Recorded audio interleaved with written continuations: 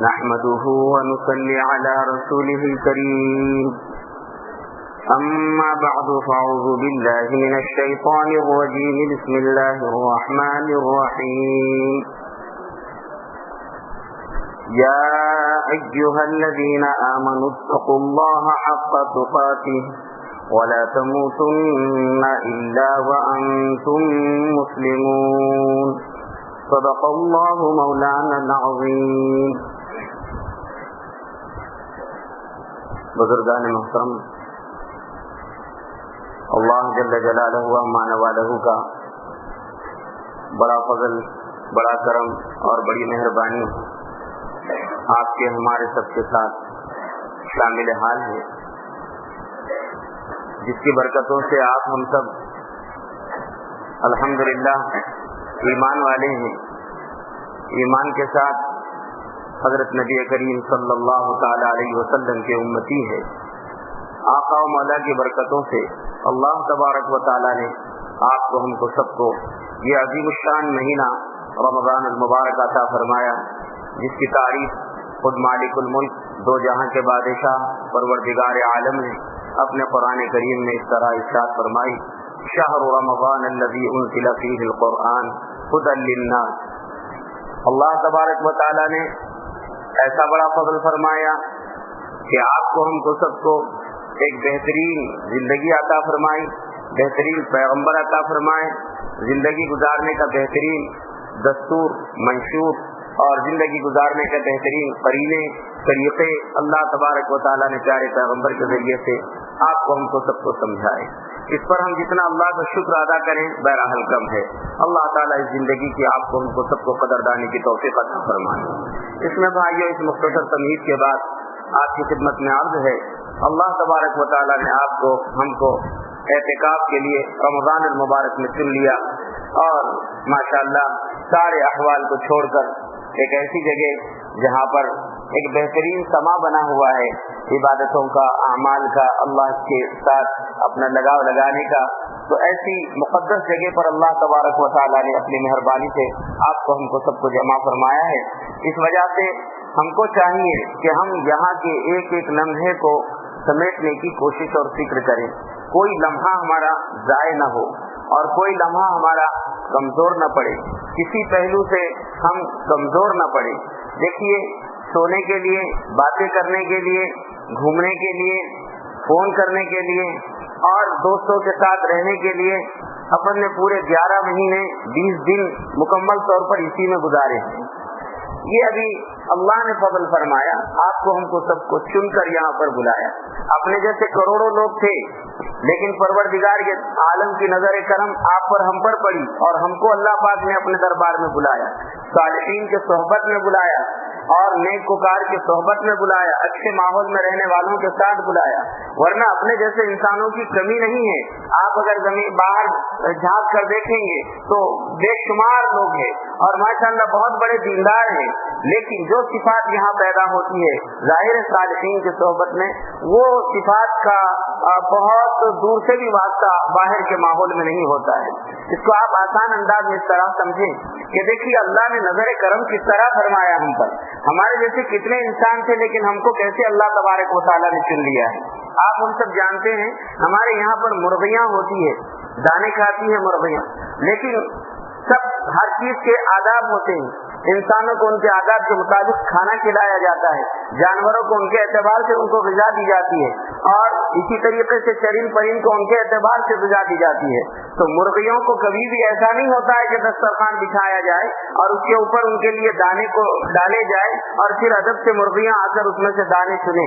بلکہ گھر کا مالک یہ کرتا ہے کہ جتنے جوار ہے، باجرہ ہے، گیہوں ہے، بس اس طریقے سے بکھیر دیتا ہے، چاہے سامنے مٹی ہو، کنکر ہو، ڈھیلے ہو، جو بھی شکل بنے بس بکھیر دیا جاتا ہے. اب مرغیاں آتی ہے تو وہ حالانکہ کروڑوں کنکر ہیں اور اس کے اندر دانے پڑے ہوئے ہیں، لیکن مرغیاں اس میں سے اپنے کام کے دانے چنتی ہے، اور کروڑوں دانے کنکر ہے، ریت ہے، مٹی ہے، پتھر ہے، وہ سب ایسے کے ایسے پڑے ہوئے ہیں.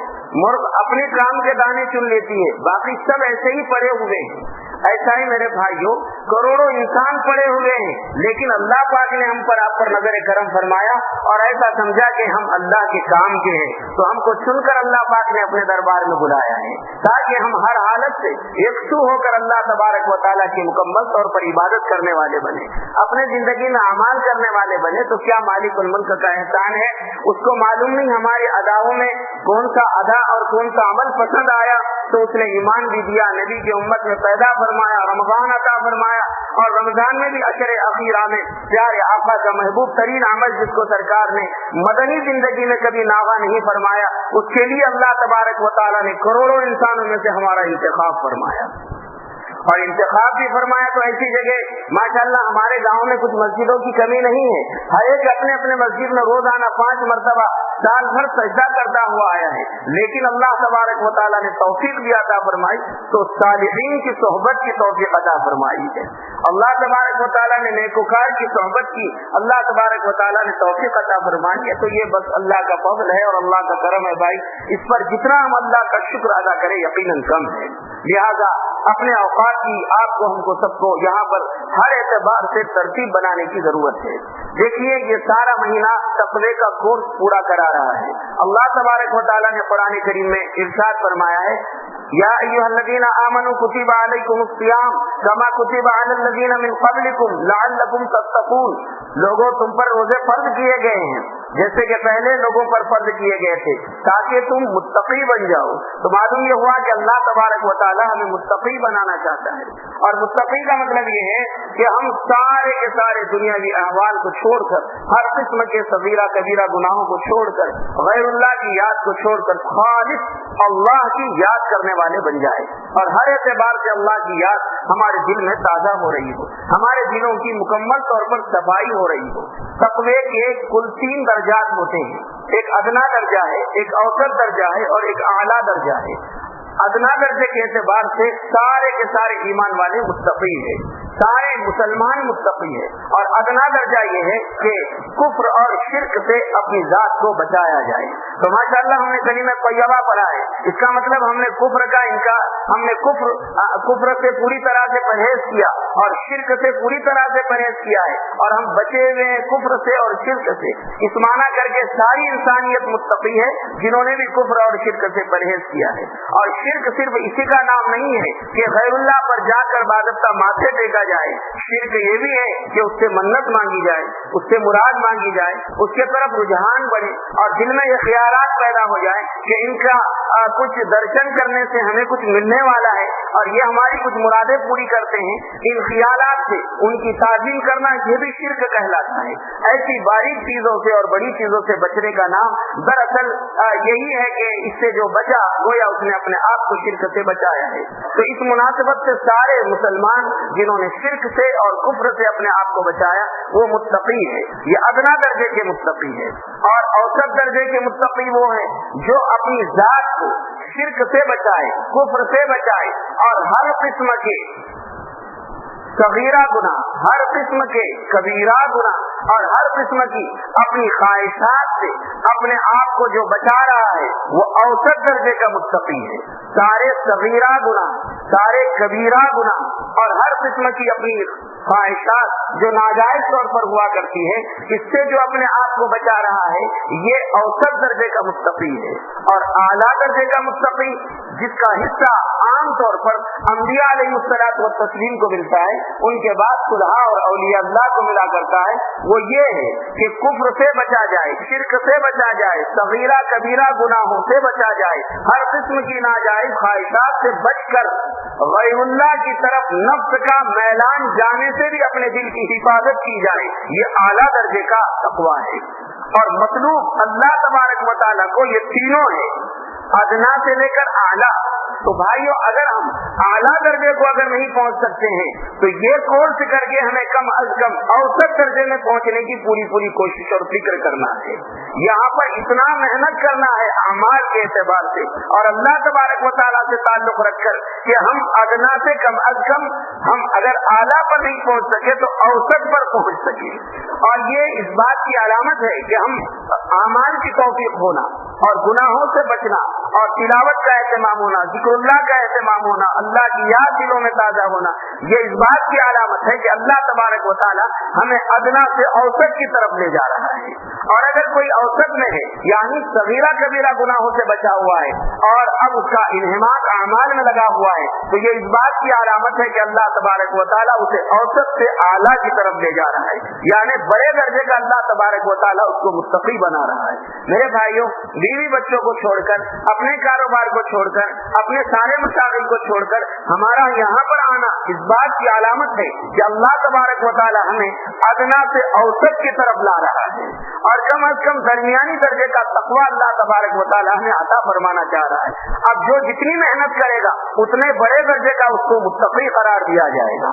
दुनिया वालों की लिस्ट में जिसका नाम किसी सब में हो जाए उसका एतबार नहीं है। अल्लाह तबारक व तआला हमसे क्या चाहता है? अल्लाह के रसूल सल्लल्लाहु अलैहि वसल्लम ने सहाबा रिज़वानुल्लाहि तआला मजमईन पर मेहनत करके उन्हें अल्लाह के प्यारे पैगंबर ने बिल्कुल अदना से नहीं बल्कि शिर्क और कुफ्र को छुड़ाकर उनको बिल्कुल घटिया चीज से उठाकर आला पर लाकर खड़ा कर दिया था। सालिहीन के सोहबत में रहने से हम भी इसी तरह अदना से औसत पर और औसत से आला की तरफ आने वाले बन जाते हैं। इसलिए अल्लाह तबारक व तआला ने भाइयों बेहतरीन मौका आपको हमको सबको अता फरमाया है। बस इस बात की फिक्र करें कि मेरे अंदर कोई तरक्की हो रही है या नहीं, मेरे अंदर कोई एहतमाम आ रहे हैं या नहीं, या मैंने गांव में जिस तरीके से मजलिस जमाई बातचीत की, गुफ्तगू की और न यहाँ तिलावत, न जिक्रुल्लाह, न दुआ का एहतमाम, न अमाल में जुड़ना, बस यही दुनियावी मशागिल और अपनी गुफ्तगू अगर हो रही है तो इस बात की अलामत है कि हम औसत से अदना की तरफ आ रहे हैं। जाहिर है कि ये तो घटिया दर्जे की बात है कि इतने मुकद्दस जगह पर आकर भी हमारी अल्लाह के पास कदर न बन रही है। इसलिए भाइयों, फिक्र करने की जरूरत है और हर लम्हे डरने की जरूरत है कहीं गड़बड़ न पैदा हो जाए और यहाँ आने के बाद भी कहीं हम महरूम न हो जाए। इसलिए ज्यादा से ज्यादा इस बात की कोशिश और फिक्र हर एक को करने की जरूरत है कि हम अदना से आला की औसत की तरफ और औसत से आला की तरफ आए, तक़वे में हमारे इजाफा हो रहा हो, अल्लाह का डर, अल्लाह का खौफ, अल्लाह का इस्तिहज़ार हर चीज में हो रहा हो। अभी देखिए माशाअल्लाह बेहतरीन एक मजलिस सजाई गई और सब जिक्रुल्लाह में बैठे हुए थे। आपने अभी इस वक्त जिक्र किया और जिक्र में आपने ये तो किया है ला इलाहा इल्लल्लाह, लेकिन आपने इस पर गौर किया कि हमें अब अपने सर को क्यों घुमाया जा रहा है, क्यों फिराया जा रहा है और फिर हमारे इधर सीने की तरफ क्यों झुकाया जा रहा है? यही बात है कि यहाँ तक़वा पैदा कराया जा रहा है और सारा मैल निकालने की कोशिश और फिक्र की जा रही है। जिक्रुल्लाह करते वक्त इस इस्तेहज़ार के साथ करना चाहिए। जब हम जिक्रुल्लाह करने को बैठ जाएं तो ये कैफियत हमारे अंदर होना चाहिए। इसीलिए उलमा फरमाते हैं जो भी जाकिर शाकिर किसी जगह अल्लाह की याद में बैठा हुआ हो तो उस वक्त कम से कम, भाइयों याद रखो ये जुमले पर गौर फरमाइए आप, हर जाकिर को ऐसे मौके पर कम अज कम इतने मौके पर जब वो अल्लाह की याद में बैठा हुआ हो ये यकीन के साथ बैठना चाहिए कि अल्लाह ने कुरान में फरमाया फज़कुरूनी अज़कुरुकुम, तुम मुझे याद करो मैं तुमको याद करूंगा, तुम मुझे याद करो मैं तुमको याद करूंगा। तो ये जिक्र करते वक्त उसे ये सोचना चाहिए इस वक्त मैं मेरे अल्लाह को याद कर रहा हूँ तो यकीनन मेरा अल्लाह बहुत अच्छे मजमे में मुझे याद फरमा रहा है। और अल्लाह के पास सबसे अच्छा मजमा वो है कि जिनको फरिश्ते कहा जाता है ला यासून अल्लाह मा अमरहुम व यफ़अलून मा युअमरून, जिन फरिश्तों की ये सिफात है उसमें अल्लाह तबारक व तआला यकीनन उसका जिक्र फरमा रहे हैं। और जिसका जिक्र मालिकुल मुल्क के पास हो जाए ये नामुमकिन बात है कि यहाँ से जाने के बाद वो भटक रहा हो या गुमराह हो रहा हो, क्योंकि अल्लाह ने उसको याद किया है। और इसीलिए तो अल्लाह तबारक व तआला फरमाता भी है कि तुम अगर मेरे तरफ एक बारिश आओ तो मैं एक हाथ आऊंगा, तुम एक हाथ आओ और तुम चल कर आओ तो मैं दौड़ कर आऊंगा। हादसा के एक मौका ये बनता है कि अल्लाह खुद ही उसकी आंखें बन जाता है, अल्लाह उसकी जबान बन जाता है, अल्लाह उसके हाथ बन जाता है, अल्लाह उसके पैर बन जाता है। इसका ये मतलब नहीं है कि अल्लाह तबारक व तआला उसमें अलायाद बिल्लाह हुलूल कर गया, मतलब ये है कि उसके हर अज़्व में अल्लाह तबारक व तआला की मददें और इनायतें शामिल हाल हो जाती है। अब वो इस निगाह से किसी चीज को देखे ऐसी निगाह से देखेगा जैसा अल्लाह का मंशा है, और कोई चीज बोलेगा इस अंदाज से बोलेगा जैसा अल्लाह का मंशा है, और कोई चीज पकड़ेगा इस अंदाज से पकड़ेगा जैसा अल्लाह का मंशा है। तो अर्ज कर रहा था दोस्तों कि जिक्रुल्लाह करते वक्त ये इस्तेहज़ार के साथ हमें बैठना चाहिए कि मेरा अल्लाह मुझे याद कर रहा है, یہ نہیں کہ ہم آپس میں ایک دوسرے کو یاد کر رہے ہیں, اللہ یاد کر رہا ہے. یقین ہونا چاہیے کہ اس وقت میرا تذکرہ اللہ کے پاس ہو رہا ہے. اور پھر اب آپ شروع کر رہے ہیں لا الہ الا اللہ. تو آپ نے جب لا الہ کہا تو دیکھیے انسان کا دل جو ہے یہ بائیں طرف ہے, سینے کے بائیں ہمارے پاس, بائیں سینے کے پاس, اور یہاں پر انسان کا دل ہوتا ہے. تو جب وہ لا الہ کہہ رہا ہے تو اس موقع پر اس کو یہ یقین کر لینا چاہیے کہ میں نے لا الہ الا اللہ کے لیے اپنی جو گردن کو جھکایا ہے تو اس میں جتنے رذائل ہے اور غیر اللہ بیٹھا ہوا ہے, گویا میں نے دونوں دانتوں میں اس کو پکڑ لیا اور لا الہ. دیکھیے آپ لا کہہ کے جو نفی کر رہا ہے, اس وجہ سے میں نے سب کو پکڑ لیا. جتنا غیر اللہ ہے لا الہ یعنی میں نے سب کو نکال لیا, اور جو گردن پھیر رہا ہے تو پیٹھ کے پیچھے میں نے سب کو ڈال دیا. لا کہہ کر میں نے سب کو نکال لیا, سب کو اپنے دل میں سے نکال لیا جتنا غیر تھا. اور غیر سے مراد غیبت, چغلیاں, جھوٹ, بہتان, اور پھر اسی طرح غیر سے کچھ ہوتا ہے, کہیں سے کچھ آتا ہے, میں نے سب کو پکڑ لیا دانتوں میں. لا الہ یعنی یہ میرا معبود نہیں ہے. اور پھر اس نے گردن پھینک کر آ گیا, اب کہہ رہا الا اللہ یعنی میں نے صرف اب اللہ کو اپنے دل میں ڈال دیا, سب نکال کر پھینک دیا اور صرف اللہ کی محبت کو اپنے دل میں ڈال دیا. اس لیے کہہ رہا لا الہ الا اللہ. یہ مشق کرائی جا رہی ہے غیر کو نکالو. اسی لیے علماء فرماتے جب بار بار یہ ضرب دل پر لگے گی تو غیر کا خاتمہ ہو جائے گا, کیونکہ سب نکل رہا ہے. اس استحضار کے ساتھ ہمیں اپنے دل سے سارے غیر کو نکالنا ہے اور صرف اللہ کی محبت کو ڈالنا ہے. اسی کو اللہ تبارک و تعالیٰ فرماتے الا من اتى الله بقلب سلیم. جس کو اللہ تبارک و تعالیٰ سلامتی والا دل عطا فرمائے وہ کامیاب ہے, اللہ کے پاس اس کا مقام اور مرتبہ ہے. اللہ یہ چاہتے ہیں کہ ہمارے دل میں سے غیر قطعی طور پر مکمل طور پر نکل جائے. یہ صالحین کی صحبتوں میں بٹھا کر یہاں تقویٰ جو پیدا کرایا جا رہا ہے, دراصل یہ اللہ کی ضربے لگا کر یہ مقصود نہیں ہے کہ بس اپن صرف اللہ اللہ بولنے والے بنے, بلکہ مقصود یہ ہے کہ اپنے دل کی ہر قسم کے غیر سے حفاظت کرنے والے بنے. اور اس کی شکل یہ ہے کہ ہم نے سب کو اپنے دل سے نکال کر پھینک دیا اور صرف اللہ کی محبت کو ڈال دیا. یہی وجہ ہے. دیکھیے اب آپ دوسری مرتبہ کہہ رہے ہیں الا اللہ الا اللہ الا اللہ, یعنی اب یہاں پر گردن نہیں پھرائی جائیں گی, بس اللہ ہی اللہ ہے, اللہ ہی اللہ ہے, اللہ ہی اللہ کی محبت ہے. پھر اللہ اللہ کہہ کر اللہ ہی کو دل میں ڈالا جا رہا ہے, یعنی اللہ کی محبت کو مکمل طور پر دل میں ڈالا جا رہا ہے اور غیر کو مکمل طور پر دل سے نکالا جا رہا ہے. یہ مقصود ہے. جس طریقے سے آپ کھانا کھانے کو بیٹھے تو ظاہر ہے کہ بغیر دھلی ہوئی پلیٹ میں آپ سالن پسند نہیں کرتے ہیں, اور اس میں اگر کچرا ہو تو آپ اس کو پسند نہیں کرتے ہیں. ایسا ہی اللہ تبارک و تعالیٰ میرے بھائیوں ہمارے دلوں پر نگاہ ڈالنا چاہتا ہے تو اللہ تبارک و تعالیٰ ہمارے دلوں میں غیر کے کچرے کو برداشت نہیں کرنا چاہتا ہے کہ اس دل میں صرف اللہ ہی اللہ ہو, ہر اعتبار سے اللہ کی معرفت, اللہ کی یاد, اللہ کا استحضار. اور یہ ہوگا کب؟ صالحین کی صحبتوں سے ہوگا, اہل اللہ کی صحبتوں سے ہوگا, اللہ والوں کی صحبتوں میں آ کر بیٹھنے سے ہوگا. اور یہ سارا کے سارا مقصود اصلی اس کے یہی ہے کہ انسان اپنے غیر کی مکمل طور پہ نفی, حتیٰ کہ اپنی ذات کی نفی کر لے. یہاں آئے ہی ہیں ہم اپنی ذات کو مٹانے کے لیے, یہاں آئے ہیں ہم سب اپنی ذات کو مٹانے کے لیے. میرا انا پوری طرح سے دفن ہو گیا, ختم ہو گیا.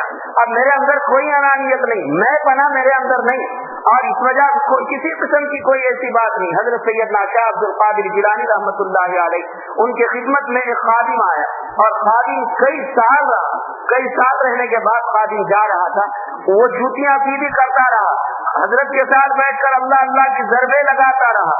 اس نے اپنے دل کی ہر اعتبار سے اصلاح کر لی, ہر لائن کی نورانیت اپنے اندر پیدا کر لی. اس کے دل میں بس اللہ ہی اللہ سمایا ہوا تھا.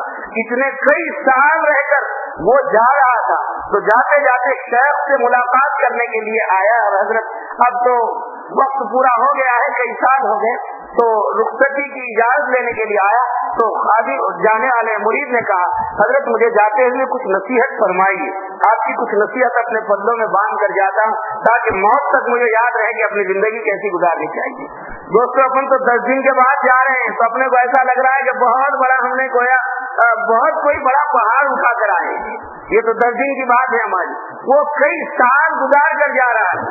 اور حضرت اس کو نصیحت کیا فرما رہے ہیں؟ کہا ٹھیک ہے تم جا رہے ہو، تم نے 10 سال میری خدمت میں گزارے ہیں، لیکن تمہیں جاتے ہو اور نصیحت بھی کون کر رہا ہے؟ ظاہر ہے جن کو دنیا سارے اولیاء اللہ کے سردار مانتی ہے، حضرت سیدنا شاہ عبد القادر جیلانی رحمۃ اللہ علیہ۔ حضرت نے فرمایا تمہیں 2 نصیحتیں کرتا ہوں۔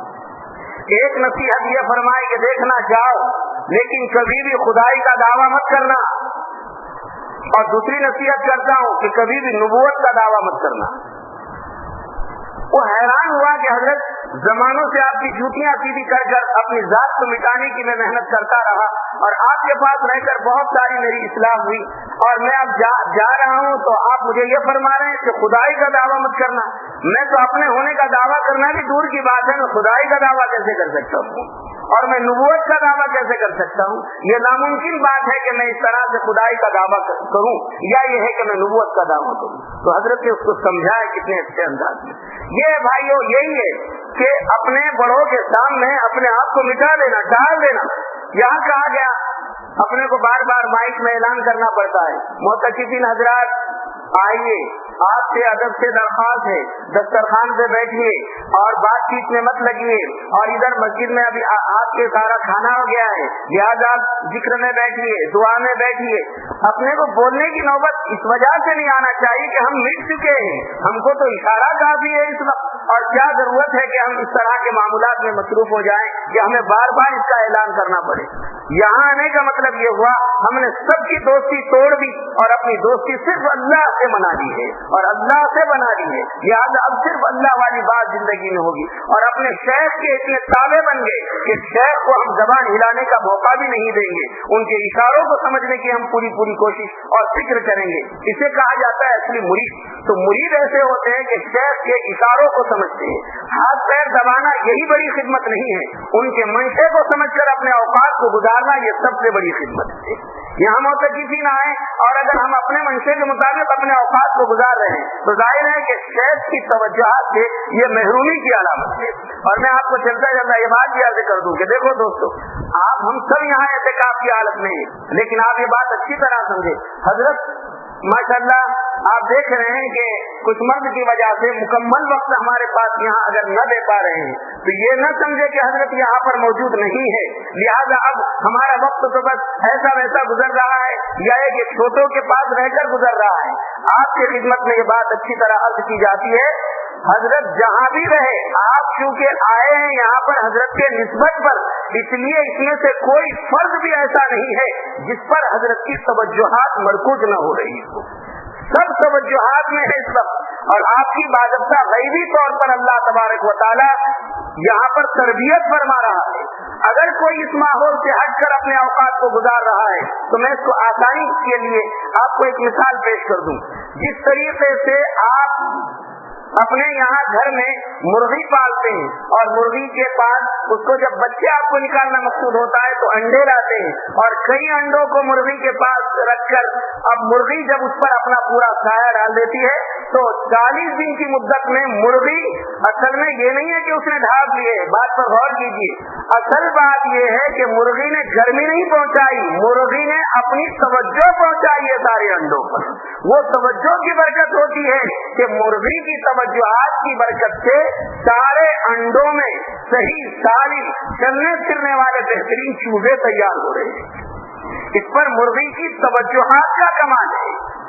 سائنس والے لوگ چاہے یہ کہے کہ مرغی نے گرمی پہنچائی، اہل اللہ یہ کہتے ہیں کہ مرغی نے توجہ ڈالی ہے، اور جتنے انڈے اس کے توجہ میں آئے سب کے سب کامل و مکمل بن کر بہترین چوزے بن کر نکلے، اور جو انڈے ہٹے ہوئے رہے وہ گندے بن کر نکلے۔ یہ بھی سب نے اس کا اندازہ لگایا کہ نہیں؟ ایسا ہی بھائیو ہم یہاں پر آئے ہیں حضرت کی خدمت میں، ہمیں حضرت کے توجہات ہی میں رہنا ہے، اس 4 دیواری کے حدود ہی میں اپنے مکمل اوقات کو ان کے منشے کے مطابق گزارنا ہے۔ تو جو ان کے منشے کو سمجھ کر یہاں اپنے اوقات کو گزار رہا ہے یقیناً حضرت کی مکمل توجہات اس سے وابستہ ہو رہی ہے، اور اس کی غیر محسوس طریقے سے اللہ تبارک و تعالی تربیت فرما رہا ہے۔ اور اگر کوئی یہاں اعتکاف میں آ کر بھی سنت اعتکاف کی نیت کرنے کے باوجود گھوم پھر کر اپنے اوقات کو غلط طریقے سے گزار رہا ہے، یقیناً اس کی مثال ایسی ہی ہے جیسے اس انڈے کی مثال ہے جو ٹوکری میں ہو کر بھی مرغی کی توجہ سے ہٹا ہوا رہا۔ اب ہم خود سوچے اور جائزہ لیں کہ ہم کو کیسے انڈے بننا ہے، اور پھر گندے انڈوں کی گد بھی کیا ہوتی ہے یہ بھی آپ نے دیکھا، اور اچھے انڈوں کی گد کیا ہوتی ہے یہ بھی آپ نے دیکھا کہ اس کا کتنا استقبال ہوتا ہے، اور ایسے انڈوں کو کہاں پھینک دیا جاتا ہے۔ جتنے لوگ اللہ بزرگان دین اور نیک صالحین کی صحبتوں سے دور رہتے ہیں، عام طور پر ایسے لوگوں کا حشر ایسا ہوتا ہے، اور جو صحبت یافتہ ہوتے ہیں ان کے اندر عاجزی، انکساری، للہ رجوع اللہ، اور پھر ہر اعتبار سے اللہ کی طرف رجوع ہونے کے جذبات پیدا ہوتے ہیں۔ اس لیے میرے بھائیوں، آپ کی خدمت میں عرض ہے، اپنے اوقات کو چار دیواری میں اپنے اکابر، اپنے بزرگوں کے منشے کے مطابق اپنے کو گزارنا ہے۔ اور یہاں تو ظاہری طور پر منشا ان کا ہے، لیکن یہاں کی اوقات گزاری حضرت نبی کریم صلی اللہ تعالی علیہ وسلم کے ارشادات کے مطابق ہونی چاہیے۔ اعتکاف اسی کو کہا جاتا ہے۔ تو میں نے عرض کر رہا تھا کہ حضرت شیخ رحمۃ اللہ علیہ کی خدمت میں 10 سال رہ کر جب وہ مرید جا رہا تھا تو حضرت نے فرمایا یہ 2 نصیحتیں ہیں، ایک یہ ہے کہ خدائی کا دعویٰ مت کرنا، اور دوسری نصیحت یہ ہے کہ تم نے نبوت کا دعویٰ مت کرنا۔ اس نے کہا کہ حضرت یہ کیسے ممکن ہے کہ میں اتنے بڑے دعوے کروں؟ تو حضرت نے فرمایا کہ ہاں، اس کی تفصیل سمجھو، یہاں تم مٹنے کو آئے تھے، ہم تمہارا مٹنا دیکھنا چاہتے ہیں کہ تم نے اپنے آپ کو مٹایا یا نہیں مٹایا، اور مٹنا تمہارا اس بات سے سمجھ میں آئے گا۔ تو حضرت نے فرمایا کہ خدائی کا دعویٰ یہ ہے، خدائی کا دعویٰ یہ ہے کہ میں جو کہہ رہا ہوں بس وہی صحیح ہے، میں جو کہہ رہا ہوں بس وہی صحیح ہے۔ ہر ایک پر آپ اپنی بات کو اسی طرح لاتے رہو، تو ایسا کہنا کہ میں جو کہہ رہا ہوں بس وہی صحیح ہے، یہ خدائی کا دعویٰ ہے، اور میں جو کر رہا ہوں بس وہی صحیح ہے، یہ نبوت کا دعویٰ ہے۔ اس لیے کہ انسان کے بس کی چیز ہے ہی نہیں کہ جو کہے بس حق ہے۔ وما ينطق عن الهوى ان هو الا وحي يوحى، یہ تو نبی کی شان ہے، یہ انسان کی اور امت کی شان یہ نہیں بن سکتی ہے۔ یہاں ہم اتنا مٹنے کو آئے، کوئی اگر ہمارے اوپر کہے کہ بھائی صاحب آپ غلط کر رہے ہیں، وہ غلط ہے، چھوڑ دیا ہم نے۔ اگر آپ اب کہہ رہے ہیں، آپ بڑے ہیں، آپ کی بات ماننا ہمارے اوپر ضروری ہے، ہم نے آپ کی بات کو تسلیم کر لیا۔ خدائی کا دعویٰ کرنے کے لیے ضروری نہیں ہے کہ لوگوں مجھے خدا مانو، یہ کہنا کافی ہے کہ لوگوں میں جو کہہ رہا ہوں بس یہی صحیح ہے، تم میری بات مانو۔ یہ حضرت نے سمجھایا۔ اس لیے ہم کو اپنے دل کے باطل کو ہر اعتبار سے نکالنا ہے اور اپنے آپ کو مٹانا ہے، اور یہ مٹنا پیدا ہوتا ہے اہل اللہ کی صحبتوں سے۔ اور یہاں ہم اپنی ذات کو مٹانے کے لیے آئے ہیں، ہمارے اپنے منشے سے سونا نہیں ہے، اور ہمارے اپنے منشے سے جاگنا نہیں ہے، اور ہمارے اپنے منشے سے کھانا نہیں ہے، اور ہمارے اپنے منشے سے رہنا نہیں ہے، بلکہ جو ہدایات دی جائیں گی انہی ہدایات کے ماتحت رہ کر ہمارے پورے 24 گھنٹوں کے اوقات کی ہماری ترتیب بنی ہوئی رہے گی۔ ظاہر ہے اس سے ہماری آپ کی تربیت ہوگی۔ عام طور پر دیکھا جاتا ہے بھائیوں، نہ وہ آداب ہمارے اندر آتے۔ دیکھیے آخری عشرہ چل رہا ہے، اور آخری عشرہ بھی قریب الختم ہے۔ آپ نے ماشاءاللہ کافی دن یہاں پر گزارے، اب چند دن اپنے کو یہاں گزارنے ہیں، ایک ایک دن ایسا معیاری ہمارا گزر جائے۔ دیکھو رمضان المبارک یہ نیکیاں لائن لگا کر لینے کا مہینہ نہیں ہے، رمضان المبارک یہ نیکیوں کو لائن لگا کر لینے کا نہیں ہے، بلکہ اعمال کا کھورا بنا کر نیکیوں کو کھینچنے کا مہینہ ہے۔ بات سمجھ آئی؟ اعمال کا کھورا بناؤ اور نیکیاں کھینچتے رہو، بس لائن لگا کے لینے کی ضرورت نہیں، کیونکہ اللہ نے آج سارے خزانوں کو کھول کر رکھ دیا، بس سمیٹتے رہو کیا سمیٹنا ہے۔ باہر کے لوگوں کے لیے ہے کہ وقت گزرا ملا تو آپ یہ عمل کرو اور یہ عمل کرو، ہمارے لیے تو یہ ہے کہ دل میں آ رہا ہے 2 رکعت پڑھو تو ابھی وضو بنانے کو بھی باہر جانے کی ضرورت نہیں ہے۔ آپ کے لیے ماشاءاللہ کتنے بڑے بڑے انتظامات یہاں کیے گئے ہیں، بس دل میں آ رہا 2 رکعت پڑھنا چاہیے، انتظار مت کرو کہ آپ اٹھنے کے بعد بس 2 رکعت کی رکعت باندھ دو۔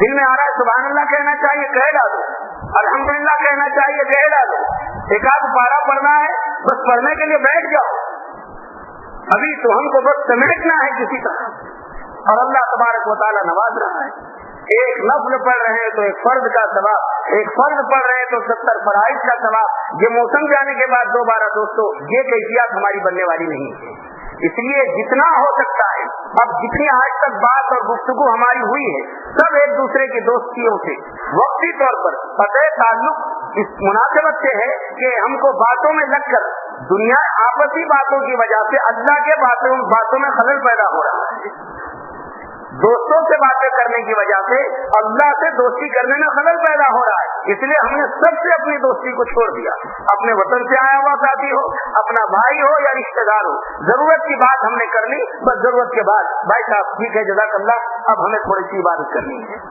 اور ہر ساتھی ایک دوسرے کو کہے بلکہ روک ٹوک کرے۔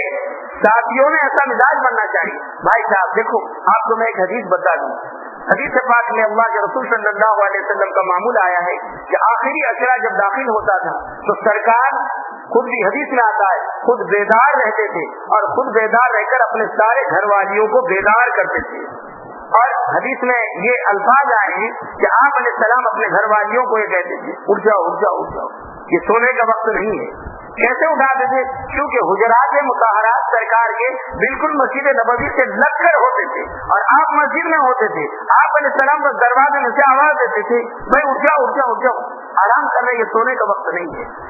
سونا ہی کیا ہوتا ہوگا؟ عام دنوں کی عبادت سرکار کی یہ تھی کہ پیر ٹوٹ جاتے تھے، اللہ کو معلوم رمضان کی کیا عبادت ہوتی ہے، اتنی عبادت سرکار نے کی ہے۔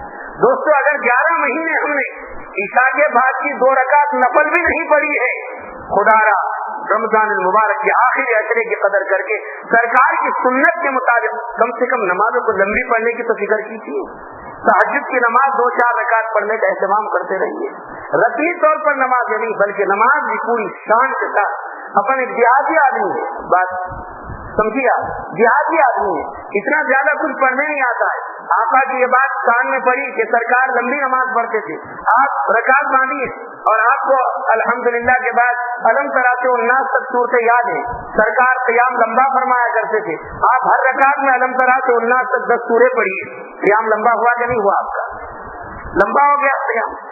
اب رکوع میں چلے جا رہے ہیں تو رکوع میں ہماری عادت بنی سبحان ربی العظیم سبحان ربی العظیم، ابھی تیسرا ربی العظیم کا میم ختم ہونے سے پہلے تو ہمارا سر اٹھ جاتا ہے، یہ ہماری کیفیت ہے، لیکن اب ہمیں اہتمام کر لیں گے انشاءاللہ ہم رکوع میں 11 مرتبہ 21 مرتبہ 41 مرتبہ 51 مرتبہ سبحان ربی العظیم اہتمام کے ساتھ آرام کے ساتھ چین سکون کے ساتھ پڑھیں گے انشاءاللہ۔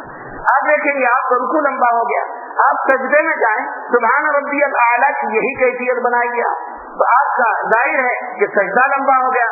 آپ 12 رکعت تہجد کے بجائے 4 رکعت پڑھیے، لیکن یہ سمجھ کر پڑھیے کہ مجھے آج تو اللہ کے رسول کی سنت سمجھ کر لمبی 2 رکعت پڑھنی ہے۔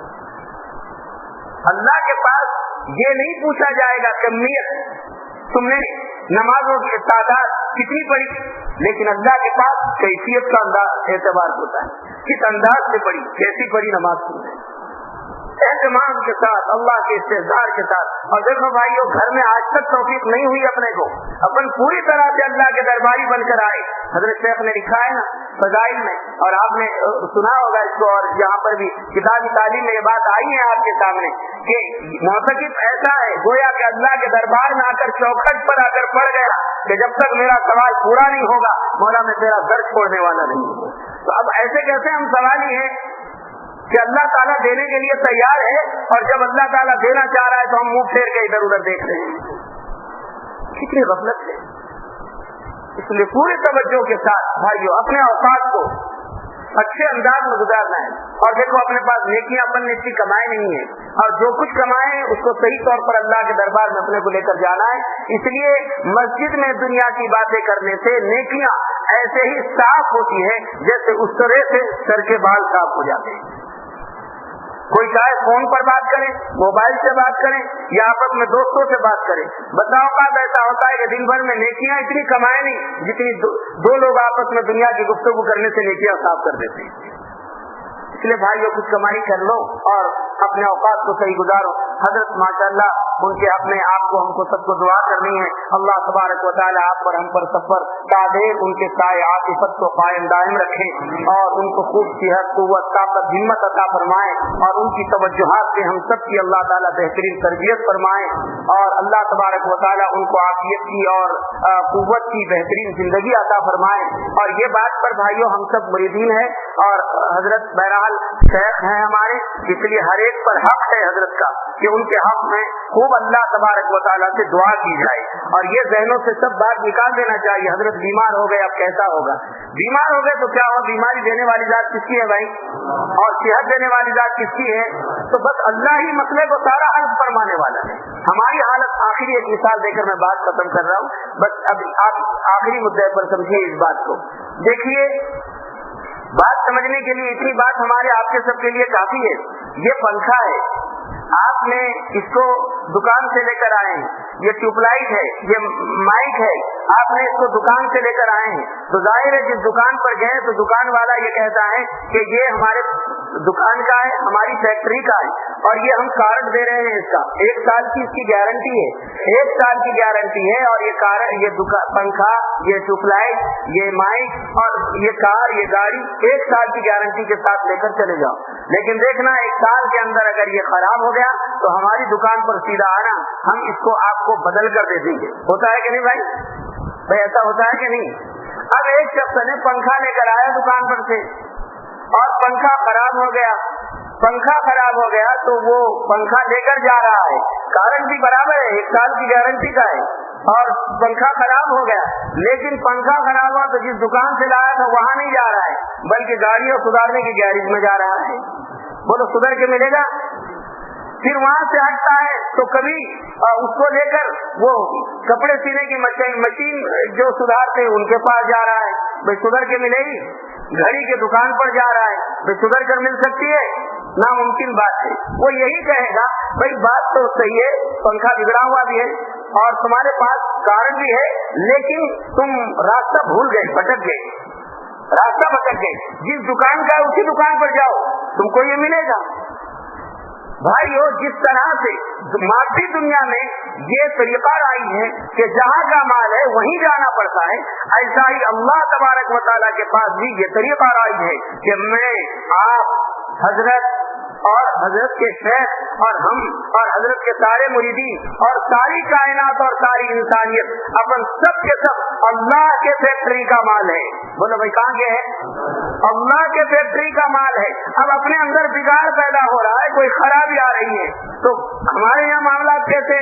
बच्चा बीमार हो गया, कोई बीमार हो गया, जल्दी अच्छा नहीं हो रहा, कोई जा रहा है दरगाह की तरफ, कोई जा रहा है वली के मजार पर, कोई जा रहा है चढ़ावे चढ़ाने के लिए, तो वहां जाने के बाद उनको कहा जा रहा है कि हम परेशान हैं, हालात खराब है, हम पर तवज्जो दीजिए, आपके नाम का चढ़ावा चढ़ाएंगे। वो अल्लाह वाले भी कब्र में से ये बोलते हैं तू बिगड़ा है ये भी सही है, तू खराब हुआ ये भी सही है, लेकिन तू रास्ता भटक गया है, जिस फैक्ट्री का माल है वहां नहीं जा रहा है, तू दूसरे दुकान पर आया हुआ है, तुझे वहीं जाना चाहिए जहां से तू आया हुआ है। तो भाइयों, बीमारी आई किस खजाने से? अल्लाह के खजाने से। और सेहत कौन से खजाने से आने वाली है? अल्लाह ही के खजाने से आने वाली है। हमारा ईमान है, अल्लाह के खजाने में कोई कमी नहीं है। और हदीस पाक में मिशकात शरीफ की रिवायत है, ला युरद्दुल क़ज़ा इल्ला दुआ, तकदीर के फैसले अटल है, उसको कोई ताकत नहीं बदल सकती, लेकिन दुआ इतनी बड़ी ताकत है कि तकदीर के फैसलों को बदल डालती है। अल्लाह की तकदीर के फैसले बदलते हैं। आप सिर्फ दिल से अल्लाह के दरबार में भीख मांगिए और अल्लाह से कहिए कि मौला, अगर आपने अपनी तकदीर में कुछ ऐसी बातें लिख दी है, आपके लिए कोई मुश्किल नहीं है दुआ की बरकत से ऐसी तकदीर को बदलना। आपके दरबार में भीख मांगते हैं हम कि मौला करीम हमारे ऊपर करम का मामला फरमाइए, और फिर अपनी मुराद अल्लाह के दरबार में पेश कीजिए। फिर देखो अल्लाह तबारक व तआला कैसी आपकी हमारी मदद फरमाता है। अल्लाह ताला इस शान का यकीन, इस शान का तक़वा और इस शान की तरबियत आपकी हमारी और सारे उम्मत मुस्लिमा की फरमा दे, और इंतहाई इखलास लिल्लाहियत के साथ अपने जिंदगी की सारी आफियत के साथ अल्लाह ताला जिंदगी को तकमील को फरमा दे। वाखिरु दावाना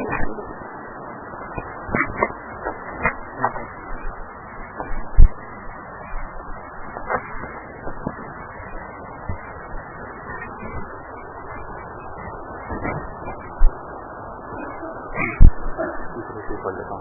दुआ करते हैं, आप करेंगे।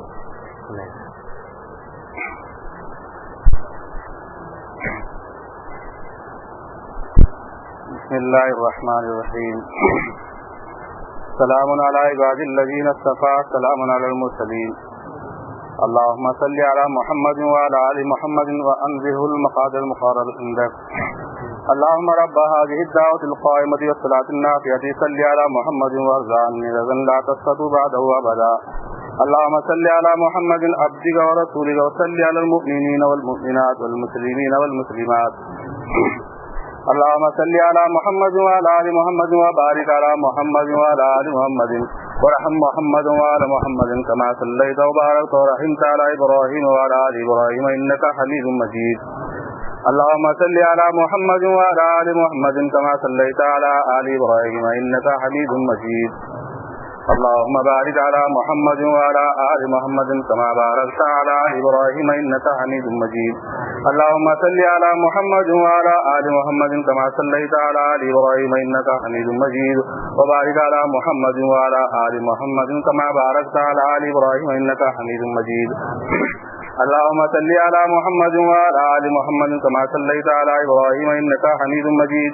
अल्लाहुम्मा